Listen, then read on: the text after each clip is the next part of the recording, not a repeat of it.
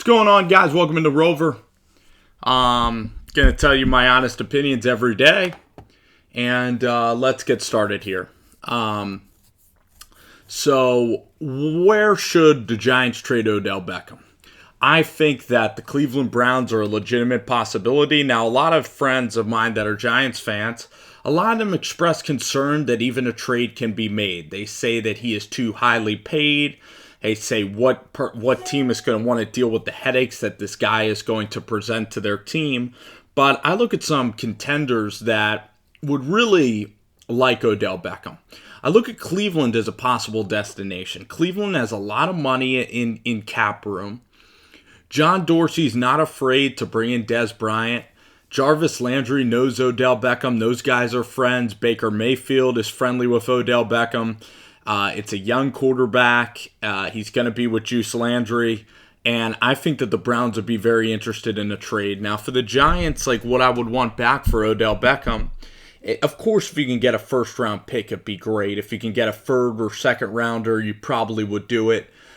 This team definitely needs to rally behind Eli. It needs to rally behind Saquon Barkley. This team just needs better chemistry, and Odell Beckham is at the root of all of the problems. So you knock off him, he's the head of the snake in terms of the chemistry of this team. The team's going to start battling together, and then you don't have to worry about him in your locker room, and then Saquon can become the leader of your team.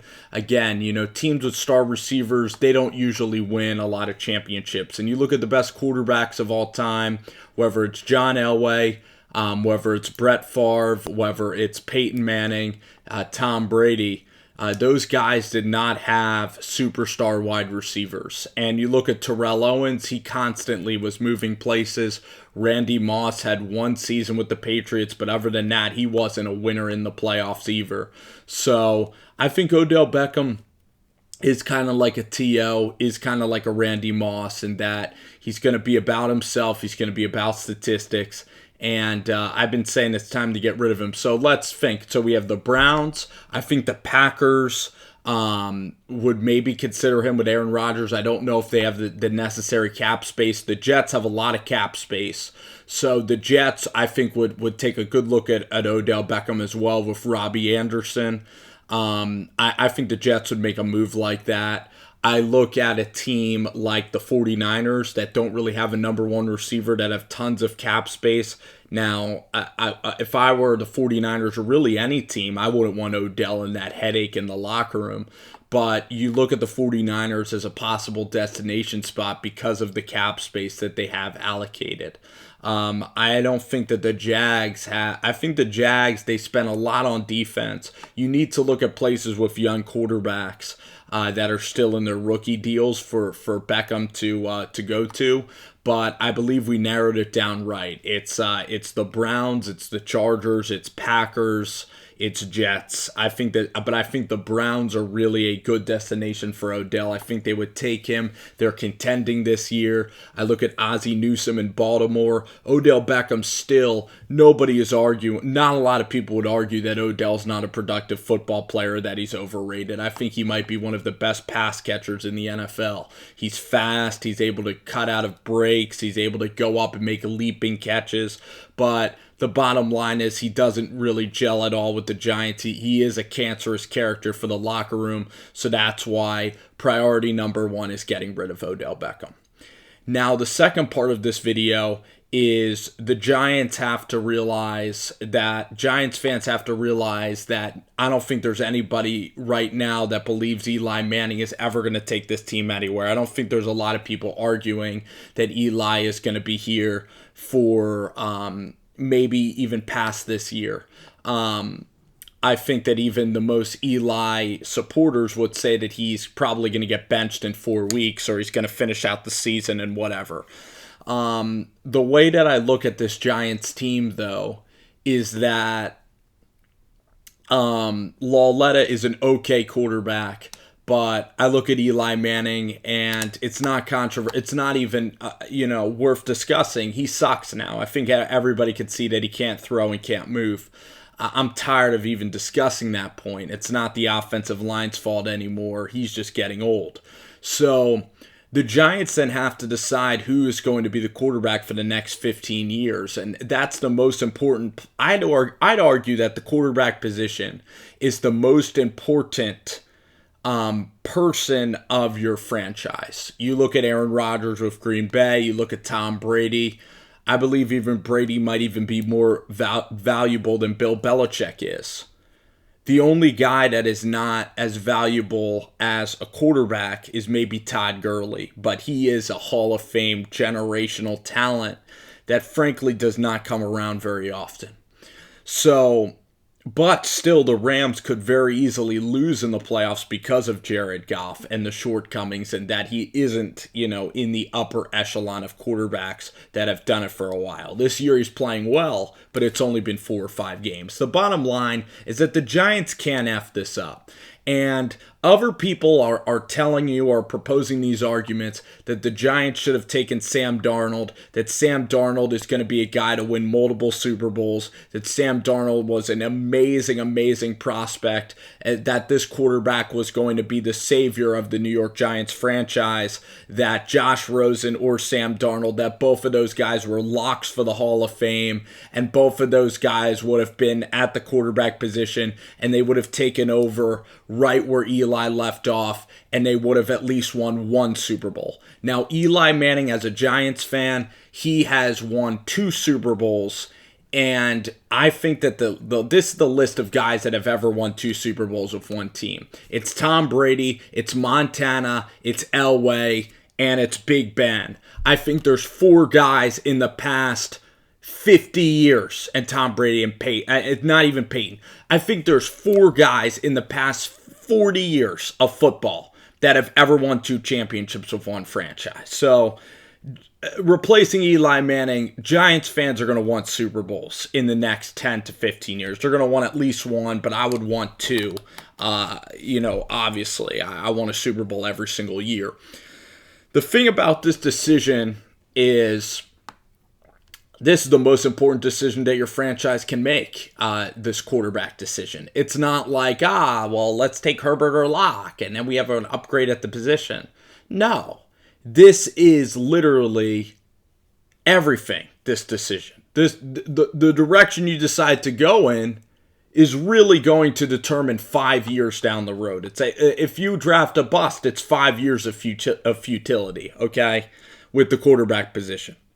So you have to get a guy that you believe is going to be the next Tom Brady. You need to get a guy that's a messiah to really feel great.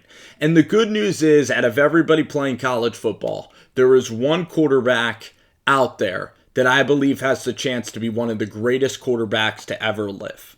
And he is Hawaiian-born. He resides in Tuscaloosa, Alabama. That quarterback is Tua Tagovailoa. He came into the national championship game never starting a game, never playing a half. He came in versus one of the best defenses in the history of college football with freaking Roquan Smith and Lorenzo Carter and everything. And Kirby Smart and Mel Tucker, one of the great coordinators in college football. And Tua just put the team on his back when they were down like 20 to 6 or whatever, and he ended up winning in overtime on 4th and 20.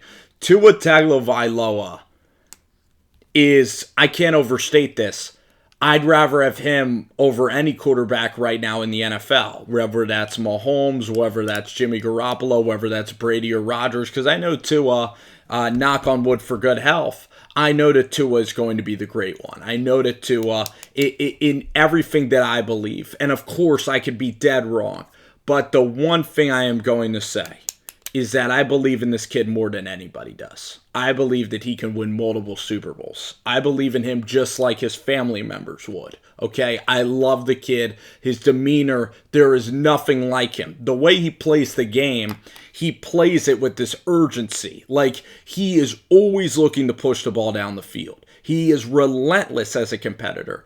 The release is so fast, and he slides around the pocket like no other. He has an innate feel. He has all the natural ability, and then his intangibles are somehow better than his tangibles in that no moment's too big for him. He never gets rattled. He doesn't get nervous. He is a perfect leader, a perfect embodiment of an athlete, of everything. So, and if he led my favorite team, it would be a dream come true. It would make everything worth it. And we'd be able to sit back and we'd be set and we'd be on cruise control. It wouldn't even matter if our coach is incompetent because our quarterback would even be that good. I think he could have a better career than Eli.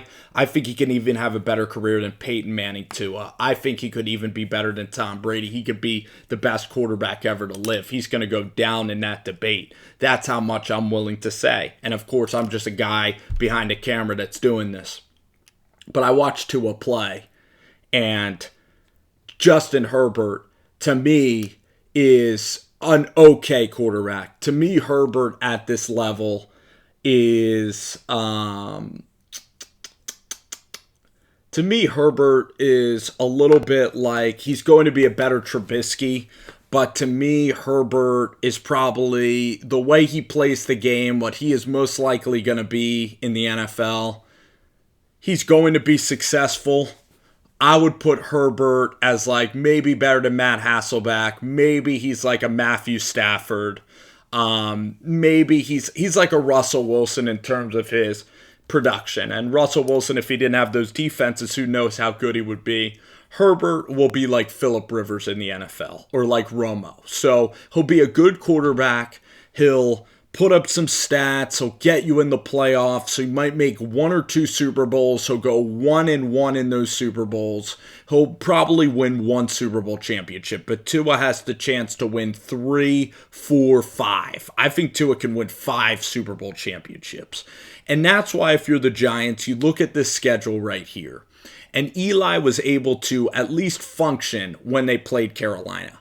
They're not going to play defensive line except for the Chicago Bears that is better than the Eagles. So whether Lauletta or Eli is out there, and by the way, if Eli loses to the Redskins, if he loses to the Falcons and the Redskins, he's getting benched during the bye week. If he wins one of those games or plays decently in one of them, he'll probably get the start at San Francisco. That's exactly how I would play it. But I think the Giants can somehow go to Atlanta and win. And if they get rid of Odell Beckham, they're going to have a better chance to win. But this is the point. The Giants should try to get to 8 wins, 9 wins. You don't rush the drafting of a franchise quarterback. And I live around Philadelphia, okay? I saw what Ben Simmons did to the 76ers, and I saw what Cleveland and LeBron James meant when LeBron James went to the Cavaliers. I see what number 1 picks can do for a franchise, okay? And the Giants, I'm totally in favor of them. If it takes going 0-16 or 1-15 next year to get Tua, I'm willing to do it because then you're locking up 15 years of greatness. You are then riding with one of the great ones in Tua, the throwing Samoan they call him from Hawaii. So that's how I would do it. You know, you can either stick with Justin Herbert, be nervous, let the fan base dictate everything. You could keep Odell Beckham and just let the fan base just dictate everything. Or you can think for your damn self and make your own decisions. And if I were the Giants, I would get some linebacker help. I would draft offensive line. I would actually probably cut Kyle Lauletta to tank, and I'd start Alex Tanney because he's terrible. The team could just bomb next year. So then we get 2 on 2020 because that's the way we're going to have to build this thing. Period. You're going to have to base all your decisions based around what quarterback are you going to draft, and it has to be Tua. To me, there's no other way around it. Let's win games this year. Next year, the tank is on.